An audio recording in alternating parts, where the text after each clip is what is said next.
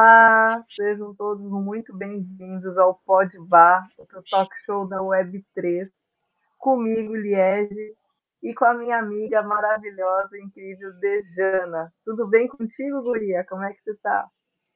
Tudo ótimo, tudo ótimo. Agradecer de novo todo mundo que está aqui nos aturando, sempre conversando e trazendo muitos convidados especiais, como sempre. Agradecer e pedir também já para o pessoal deixar o like, se inscrever, deixa o teu comentário, teu feedback, seja bom, seja ruim. A gente está aqui para ouvir, melhorar e também estamos aqui para trazer conhecimento e conteúdo para o pessoal de forma descomplicada.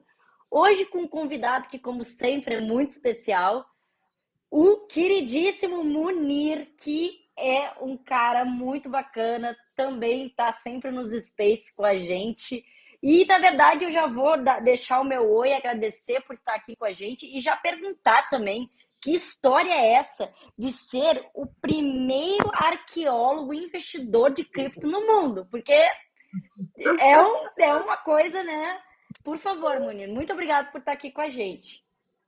Então, obrigado a vocês pelo espaço, como sempre, lá no Twitter Space, agora aqui.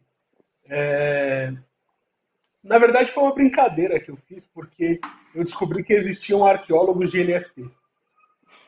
E a função dos arqueólogos de NFT é saberem quais foram as primeiras coleções de NFT, da onde o NFT surgiu, como é que ele começou e tal, quais as origens e tal.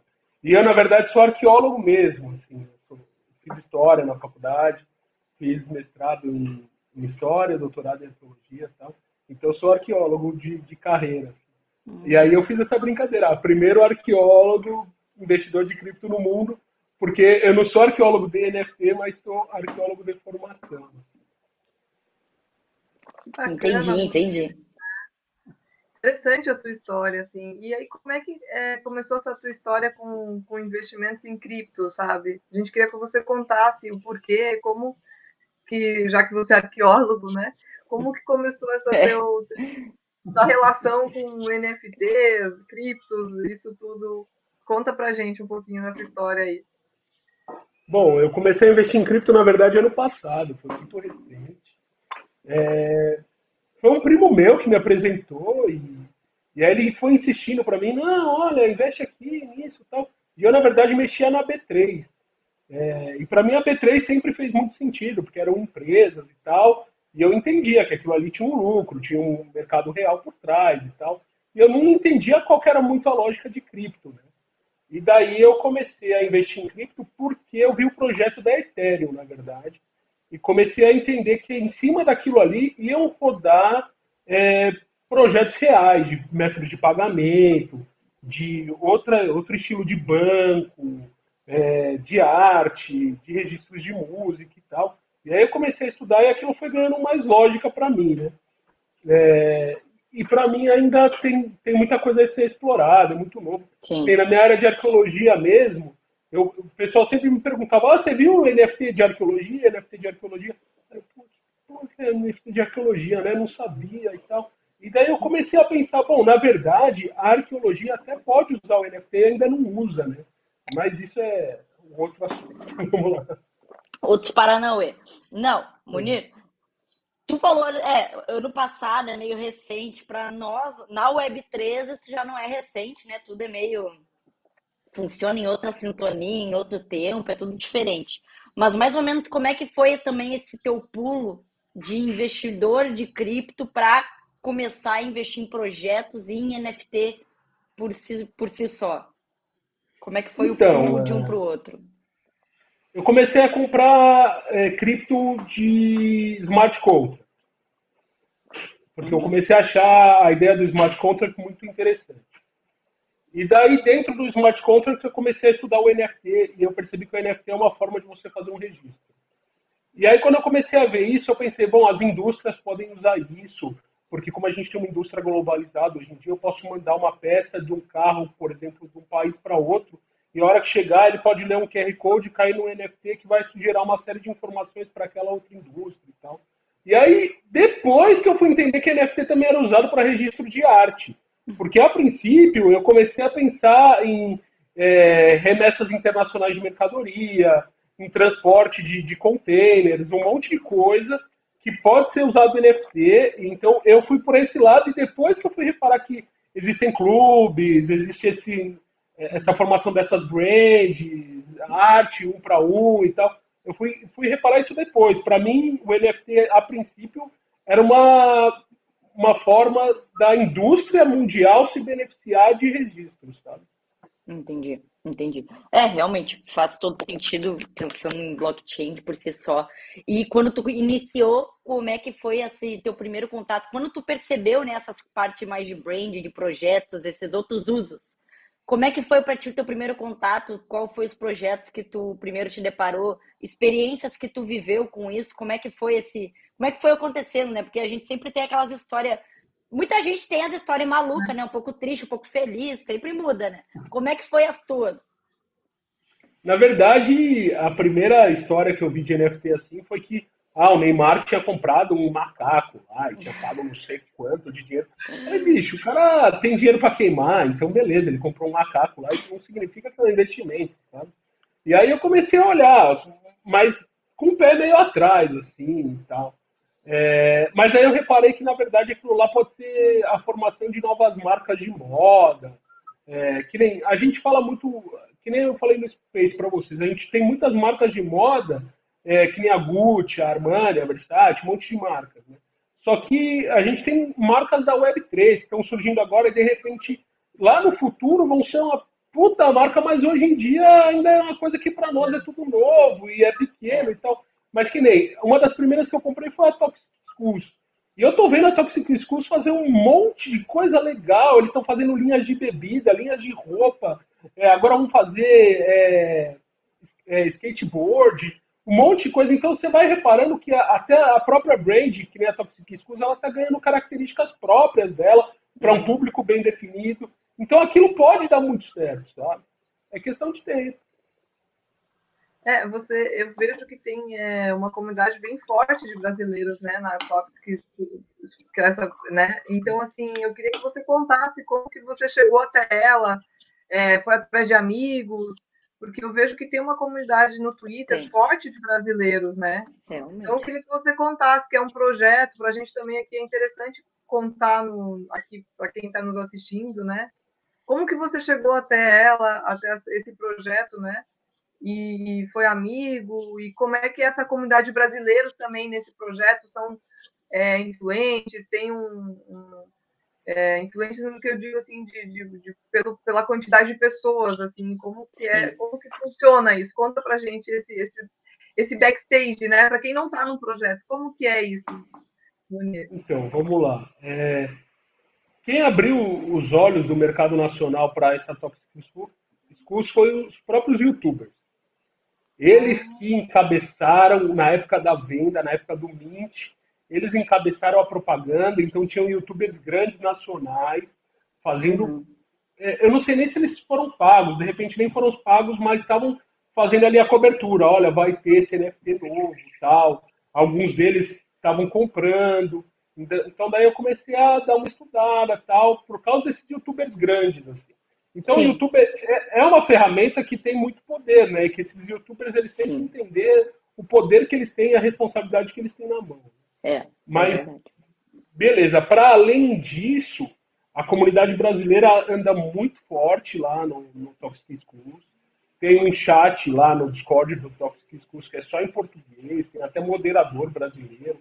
É muito forte. E é tão forte a ponto da gente até algumas celebridades brasileiras fazendo parte do clube, que nem o Bob Burnquist, não sei se vocês conhecem, é um skatista brasileiro que já ganhou mundial. Ele tem uma Toxic School. Faz sentido, faz sentido. Entendi. Não, legal. E realmente, tu falou, mas foi nessa parte realmente de alguns YouTubers falando disso. E não foi o primeiro projeto que tu entrou, né? Mas foi junto da remessa inicial, quando tu começou a olhar para projetos de NFT? Foi o primeiro que eu comprei. Foi o primeiro que tu comprou? O primeiro que eu comprei. Mamãe, chegou de cara e encontrou algo bom assim, Munir. Não tem uma história triste para nos contar? Não? Foi algo bom desse jeito, assim, de cara? Pô. Puta que pariu, mas daí complica. E eu Não, sou muito estranho, porque eu não tenho história triste com cripto. A galera tem mentira, história triste, eu não tenho. Eu não não tenho. acredito. Não tem como, Moni. Não Não tenho. tem. Então quer dizer que assim, ó, tá, tu é uma pessoa, então, que tu sempre foi de olhar, por, sei lá, muito youtuber, então, vídeos de atualidades, coisas que estão comentando. Foi assim que tu acabou conhecendo sobre o Toxic School, mais ou menos aí? E sobre cripto também, né? Porque, na Entendi. verdade, eu tenho um pouco dessa veia autodidata. Uhum, uhum. E quando eu vi cripto, uma das plataformas de estudo hoje é o YouTube. Por isso que eu falo que esses Sim, YouTubers eles é têm verdade. uma responsabilidade muito grande na mão. E É, eu estudo pelo YouTube hoje em dia. Eu tenho gente que sim, eu confio ali no YouTube, que eu sei que são pessoas formadas, são sim. pessoas que eu tenho uma credibilidade nelas e eu escuto elas diariamente, vejo o vídeo delas. Então, são pessoas que são importantes, sabe? Elas estão ganhando uma Sim, importância dentro da Web3 que é muito grande. é, E com grande relevância vem grande responsabilidade, né? Então, eu é, espero que esses camaradas saibam a responsabilidade que eles têm na mão. realmente, eu concordo contigo. Eu também sou muito nesse sentido de autodidata, né? Eu sou engenheiro, então não tem nada a ver. O que eu aprendo e sei sobre a Web3, cripto, é estudando sozinha, achando pessoas falando sobre isso no YouTube, com certeza. Mas é engraçado até, tipo, eu já encontrei youtuber falando, por exemplo, quem já não viu, né, aqueles vídeos de como fazer flip, essas coisas desse tipo, já encontrei um de os projetos para investir em 2022 que vão ter floor price acima de um Ethereum, por exemplo. Eu vi esse vídeo, o cara comentava tipo uns 8 projetos que ele acreditava que tu podia entrar e que o floor price subiria, e o floor price, para quem não sabe, né, é o preço mais baixo para te conseguir entrar, comprar um NFT e entrar num projeto. De qualquer maneira, era explicando os projetos, então, que ele acreditava que teriam um floor price acima de um Ethereum e que ainda era cedo para te entrar. Olhei o vídeo, né, como uma boa estudante, anotei, fui atrás depois dos projetos. Só que já fazia uns 4 meses que esse vídeo tinha sido feito. E eu, vamos ver se teria dado bom se eu fosse, né, seguidora desses caras aqui, né, desse cara. E um dos projetos, quando o cara mostrou e falou que era para comprar, tava em 0,7 o floor price, 0,7 Ethereum. E quando eu fui pesquisar, tinha acontecido algo brabo, assim, mas brabo, assim. Foi alguma questão com o hacker, o time, uma coisa terrível. E o preço tava 0,004. E eu fiquei, meu Deus do céu, imagina. E era um dos top, tipo, era 8 que o cara falou, né? E era um dos top, tipo, 5 ali, sabe? Quase o que o cara tava, assim, confiando demais. Então, assim, é bom a gente trazer, principalmente, né? Tu também aqui, eu é a mesma coisa, de pessoas que estão estudando e usam, né, essa ferramenta para estudar, mas acabam também alertando dessas questões, né? Eu não sei se tu tem alguns que tu acaba seguindo mais ou escutando mais, ou se para ti tudo ainda é meio. Ninguém tem razão, ninguém tá certo, mas tu tem que estudar um pouquinho de cada para poder podar um pouquinho o que dá para aproveitar daquilo ali. Na verdade, não sigo 100% ninguém. Porque seguir 100% qualquer pessoa, para mim, é uma grande burrice. É, Mas escuto todo mundo. Por quê? Porque eu tento tirar uma média na minha cabeça do que faz sentido do que todo mundo fala. Então, eu acho que a gente tem que escutar todos, fazer nossas próprias ideias, nossas próprias teses, nossas próprias teorias de mercado e defender elas. Mas eu acho que as nossas teses, as nossas teorias de mercado são formadas ao escutar o maior número de pessoas possíveis, sabe? uhum, não. Bacana, Eu acho assim também que é interessante o que vocês estão falando, porque na verdade, o nosso meio de conhecimento, de aprendizado, né, na Web3 é realmente, né, YouTube, Twitter, Spaces, né, o que a gente tem feito constantemente para aprender e ter conhecimento, assim. E aí eu queria saber, e depois desse projeto, você tem algum outro projeto que você está agora pesquisando? O que você tem visto do mercado agora? Algum projeto que você tá a fim de investir, algum outro tipo de NFT? Porque qual é o teu momento assim de histórico de pesquisa, né? Agora, Munir, que você podia contar para a gente. O meu histórico de pesquisa agora é um pouco mais delicado, porque eu formei uma teoria de que o que vai dar mais retorno, o que vai dar mais dinheiro, é, na verdade, a arte um para um. E é o que o pessoal ainda não reparou. Para mim, é o que vai dar mais dinheiro, o que vai dar mais retorno no longo prazo é a arte um para um. É, porque você começa a imaginar como se você tivesse a possibilidade de comprar, hoje em dia, um quadro do Da Vinci, ou do Van Gogh, ou da Frida Kahlo, e num preço muito barato Sim. e muito antes do que qualquer pessoa. Só que qual que é a dificuldade nisso tudo? Você precisa estudar cada artista muito bem estudado para ver se ele realmente tem o potencial de virar esse tipo de artista. Então é muito delicado porque você tem que ver daqui muitos anos. Então você tem que apostar suas fichas num cara falando, olha, eu acho que esse cara tem potencial e está se mostrando afim de virar esse artista. Então é muito delicado. Mas, para mim, o que vai dar mais dinheiro a longo prazo é a arte um para um. Ah, que legal. É a primeira vez, eu acho que eu escuto alguém falando isso.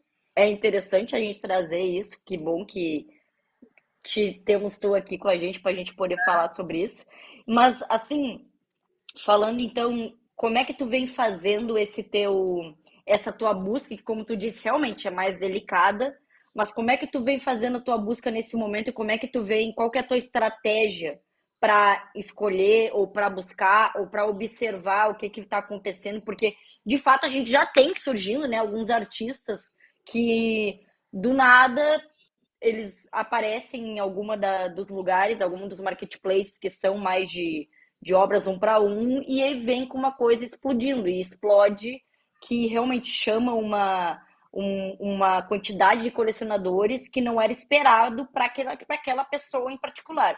Como é que tu vem usando a tua estratégia? Tu tá mais no momento de estudar e observar como vem sendo, ou tu já, algumas apostas tu faz já? Ainda não comprei nada, mas já começo a formar alguma teoria na minha cabeça para tentar orientar as minhas futuras compras. E uma das minhas teorias é de que, primeiro, o artista tem que ter uma linha de arte que ele defenda. Então, eu não quero comprar uma arte um para um de uma pessoa que não tenha uma teoria do que é a arte dela e do que ela está produzindo. Eu quero comprar a arte um para um de uma pessoa que produz algo dentro de uma linha, de um conceito, que defende aquela linha, aquele conceito. Para além disso, eu quero comprar a arte um para um de uma pessoa que esteja participando da praça pública que a gente chama de Twitter Space. Porque eu acho que ali é que as discussões vão rolar, ali vão acontecer, as pessoas vão ganhar fama, daqui a pouco está todo mundo comentando daquela pessoa, a pessoa começa a ganhar uma certa relevância, começa a participar de debates nacionais e internacionais, e dali a pessoa vai ganhando espaço dentro da comunidade. Por quê? Porque Literalmente. como a gente ainda está muito no começo, mais pessoas vão chegar no futuro. Só que já vão ter aquelas que chegaram quando era tudo mato. E aquelas que chegaram quando era tudo mato já vão estar com o nome feito. Liege! Que legal, não, olha, eu sempre estou falando isso para Liege e eu falo que tem que fazer o teu corpo, tem que estar aqui, tem que estar batalhando. E é uma coisa que a gente conversa muito, né, Liege? Principalmente com outras pessoas aqui, né? Sim, eu achei assim fantástico, o Munir tá trazendo esse tema, né? Porque é uma pessoa que está pesquisando, está estudando, então assim realmente passou um mosquito aqui, gente. Realmente confirma o não tive que falar porque o mosquito está passando aqui na minha frente. Confirma a nossa teoria, assim, a nossa persistência, né, Jana, assim, de estar estudando, de estar e aí ele traz tudo isso e com uma visão para o futuro, que eu acho que ele tem razão, assim, vai sair grandes artistas desse e são essas pessoas que estão ali discutindo, conversando, trocando experiência, se aprimorando e que tem também um trabalho artístico, né, profundo. Eu acho que é tudo um conjunto de coisas que você falou aí, que você está investigando e está elaborando também na sua cabeça, né? Que você está criando isso e que está, para a gente, parece que está dando assim, estamos caminhando nisso que a gente também acredita, sabe? Você trouxe essa informação para nós com essa certeza. A gente também pensa assim, mas quando as outras pessoas também veem mais pessoas, né, Jana, falando Claro, sim, sim. que a gente pensa, né? Eu acho que é Não, muito importante. a gente tem até, eu não lembro agora se o Munir estava nos spaces que a gente conversa. Eu também quero já te perguntar, deixar já no gancho também de perguntar o que que tu pensa sobre isso também, pensando agora daí Brasil, né, o que a gente está vendo. O movimento, eu às vezes enxergo maior, pelo menos de artistas, mas eu também sei que o mesmo também tá entrando os investidores, só que acabam às vezes não indo ali já para o Twitter, para o Space. O artista acaba chegando e já vai para esse meio. Então a gente conversa muito com o artista mais nos Space e no Twitter em geral. O que tu vem enxergando, pelo menos, do movimento realmente artístico e desses artistas um por um brasileiros entrando para a Web3? O que tu tá pensando? É que tu já, como tu segue também pessoal de fora, tu acaba conseguindo enxergar a diferenciação dessas movimentações, né? O que tu diria pro pessoal aqui mais Brasil, que é o que tá surgindo mais agora na Web3?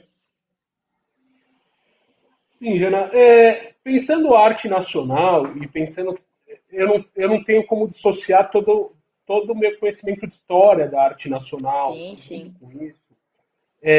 Eu acho que, por isso que eu chamo de praça pública, eu acho que no Twitter Space, ali vão se formar teorias de arte, mas vão se formar teorias políticas, vão se formar teorias econômicas, e tudo isso dentro da arte nacional está muito imbricado. Você pega os nossos grandes artistas, grandes músicos, os grandes talentos que até hoje a gente fala do Brasil, e você repara que de repente o cara era um grande músico, mas ele também tinha uma veia política, uma veia social, e a coisa estava toda imbricada, e é nessa relação de sociedade que o cara vai se formando, sabe? Que nem, para citar uma, que para mim é um grande símbolo de tudo isso, é a Elis Regina. A Elis Regina não era só uma grande cantora, apesar de ser uma das maiores cantoras do mundo, na minha opinião, ela não era só uma grande cantora. Ela tinha opiniões políticas, sociais muito fortes. Na época dela, ela Sim. participou de muitos movimentos e tudo. E os nossos movimentos da nossa época são formados nos nossos espaços públicos, que é o Twitter Space. Não tem menos relevância do que os movimentos formados na rua naquela época. A relevância é igual. E a formação do artista é igual. Então, eu acho que, na verdade, a gente vai formar nomes nacionais que daqui a alguns anos na sala de aula, o camarada, ao dar uma aula de história, ao dar uma aula de política, de arte, ele vai ter que falar naqueles nomes, vai ter que citar o Twitter Space, vai ter que explicar como é que aquelas ideias circulavam, porque senão ele não vai conseguir explicar a história do nosso país. Porque é por ali que a gente está começando a rearranjar toda uma É. história nacional, sabe?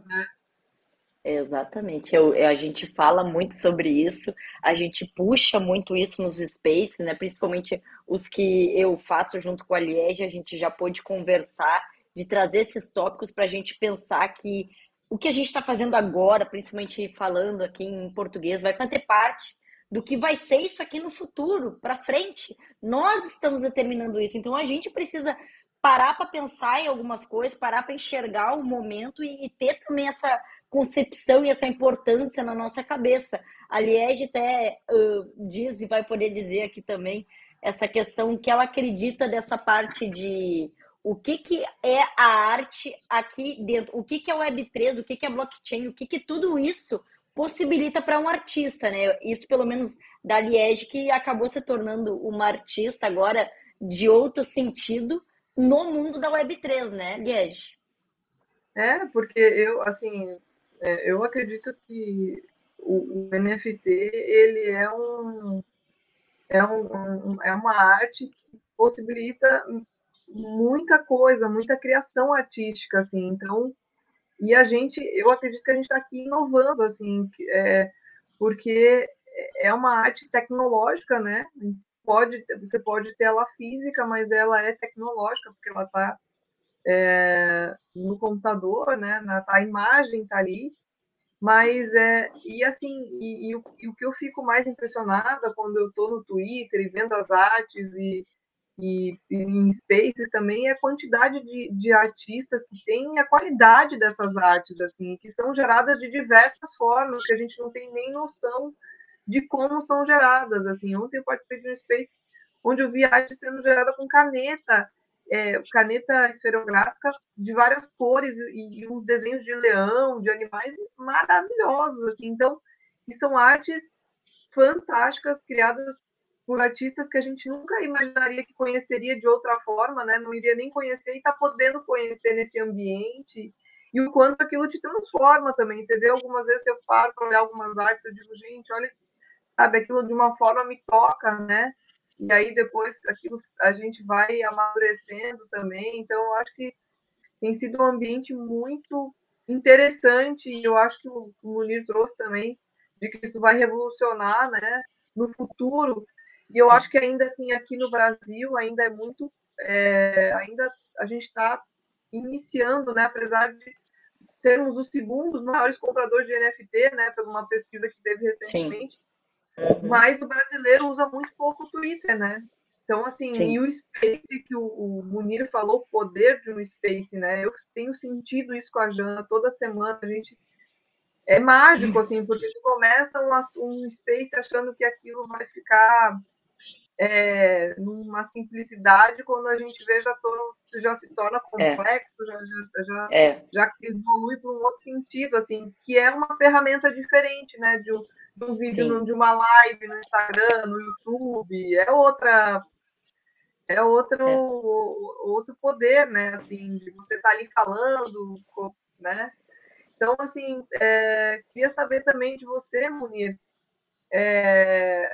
quando você entra em spaces, como você gosta de participar, como que é a sua, né? E o que você acredita no futuro desses spaces aqui no Brasil? Como que vai ser isso? Traz um pouquinho isso para a gente, assim, o que você acha? Ah, eu gosto de entrar no Space porque, para mim, é um espaço onde a gente pode falar e ouvir todo mundo. Não é Sim. uma plataforma como o YouTube. Porque, por exemplo, aqui nesse vídeo mesmo que a gente vai fazer, estamos falando só nós três. E já é legal, mas a gente tem que entender que tem uma limitação. Estamos só nós Sim. três aqui. No Twitter Space não, aquilo ali está aberto, entra pessoa, sai pessoa, uma pessoa pede a palavra, a outra. Por isso que eu chamo de praça pública, porque tá todo mundo ali, debatendo, entrando, Sim. saindo. Então, Sim. aquilo é muito vivo. E um espaço tão vivo acaba por gerar formações de pensamento, de teses de investimento, de teses econômicas, de teses políticas, artísticas, que eu acho que no futuro vão acabar guiando o nosso país, porque todo mundo vai estar ali se formando. Vai ter cada vez mais pessoas ali se formando. E você formando as pessoas naquele espaço, as pessoas vão começar a criar grupos, criar identidades, sabe? Então isso é muito poderoso. Não, realmente, eu fico muito feliz que a gente pôde realmente trazer esse lado, porque, para dizer a verdade, e olha que eu converso com muita gente, eu não tinha ainda ouvido esse lado, e eu acho isso muito interessante. Eu já tinha ouvido, acho que uma única vez, uma pessoa falando desse lado, assim, de tu poder comprar a arte de um artista, né? E pensar daqui a pouco que, digamos que infelizmente ele falecesse, tu teria a arte de uma pessoa que tá agora, não está mais entre nós, e tu teria uma arte que é literalmente eternizada pela blockchain. Então isso quando me falaram isso, eu agora não lembro, foi num Space, e eu ouvi de um artista, eu fiquei, nossa, realmente, olha que oportunidade de investimento quando tu encontra um artista, acho que o cara tem potencial, daqui a pouquinho tu pensa daqui a pouquinho a longo prazo mesmo, vai que o cara não tá mais entre nós, tu tem um troço que tá eternizado, não é que nem a Mona Lisa que precisa, né, de cuidados, aquela coisa. É bizarro, né? É bizarro, é uma coisa louca de pensar. Então, eu fico muito feliz que a gente pode trazer e ouvir isso aqui, porque é uma coisa que a gente não tá tão acostumado, pelo menos ainda nos Space e tudo mais, a gente acaba não ouvindo esse lado, né? Então, já se encaminhando para o final, né? primeiro também já agradecendo também o Munir que está aqui, acho que foi assim tão bacana poder trazer, até assim, não esperava quase essa visão mesmo, já tinha ouvido tanta coisa maluca, não tinha ainda ouvido essa coisa. E é muito bacana isso. Agradecer então pelo Munir estar aqui com a gente. Dizer também para todo mundo que está nos acompanhando, continuar nos acompanhando, acompanhar também o Munir, nos acompanhar nos Space, como o Munir muito bem disse, a praça pública, né? Ir lá participar do que vai ser o início do que a gente está fazendo aqui e fazer isso em português, né? Que é o que a gente estamos fazendo lá nos Space, né? Então, me despeço aqui, deixo um grande beijo para todo mundo e passo aí para a Liege se despedir também. Agradecer de novo ao Munir pela presença, pelo tempo, disponibilidade, né, de estar aqui com a gente. E realmente pedir para as pessoas se inscreverem no canal, que a Jana já falou. E deixo aqui também o meu abraço, o meu beijo para todo mundo. Também deixo agora para o Munir se despedir, aí também, para a gente dar o tchau geral. Bom, queria agradecer e me despedir e deixar só um exemplo para fechar a nossa conversa aqui. No Malba, acho que a partir de hoje ou a partir de amanhã, vai começar em exposição por um ano um autorretrato da Frida Kahlo, que foi comprado por um argentino em Nova York ano passado por 30 milhões de dólares. Coisa boa. Tá bom? Então valeu, pessoal. Maravilha! Só para deixar um gostinho. Maravilhoso, maravilhoso. Muito obrigada aí, Munir. Valeu. Um grande beijo para todo mundo e até o próximo vídeo. Tchau. Isso. Tchau, gente.